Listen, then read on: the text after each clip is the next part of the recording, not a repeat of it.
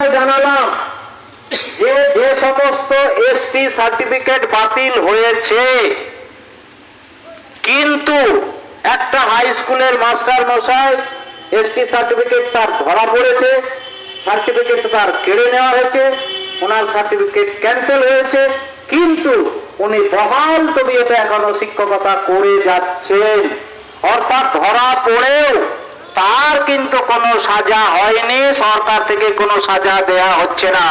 যারা আমরা এসছি, 2 বস্তা চাল যদি আপনার বাড়ি থেকে কেউ চুরি করে নিজে খেয়ে নেয়, পুলিশ যদি তাকে ধরে, ধরার পর বলেছে বাবা তুমি হচ্ছে অপরাধী, তার বিরুদ্ধে কোনো কেস হলো না, কোনো মামলা হলো না, তার বিরুদ্ধে কোনো আইনানুগ ব্যবস্থা নেওয়া হলো না। আমাদের আই ওয়াশ করা হচ্ছে, চোখে ধুলো দেওয়া হচ্ছে।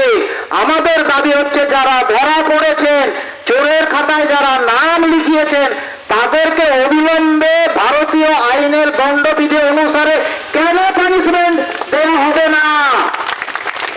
আমাদের আন্দোলন হচ্ছে ওই সমস্ত যারা ফেক এসটিধারী তাদেরকে এক এক করে বাঁচবে এবং ভারতীয় দণ্ডবিধির বিরুদ্ধে তাদেরকে সাজা দেওয়াতে হবে।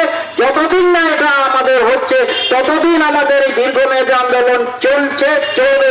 আমরা 1 ইঞ্চি জমিয়ে ছাড়বো না। এর মধ্যে আমাদের প্রশান্ত বাবু স্বীকারোক্তি দিয়েছেন, মিস্ত্রিবাবু বলেছেন যদি আদিবাসীদের যে সমস্ত ন্যায্য জায়গা জমি যে সমস্ত জন্য আমরা আন্দোলন করছি সেগুলো যদি যথাযথভাবে পূরণ না হয়, তাহলে আদিবাসীরা আজকে 1 ঘন্টা 2 ঘন্টা, আজকে 10 ঘন্টা এসছি, হাজার হাজার লাখ লাখ ঘন্টা এসে গোটা শহর বহরমপুর শহরকে আমরা অবরুদ্ধ করে রাখবো, আমাদের দাবি আদায় করে ছাড়বো, তবে আমাদের আন্দোলন সাকসেসফুল হবে।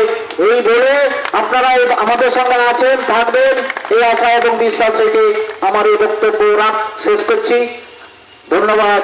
মা Johar joko koge ar hono ka ol khai ma haju tabun pe niye men kata ki iya kalmara ben mucerida ma jawab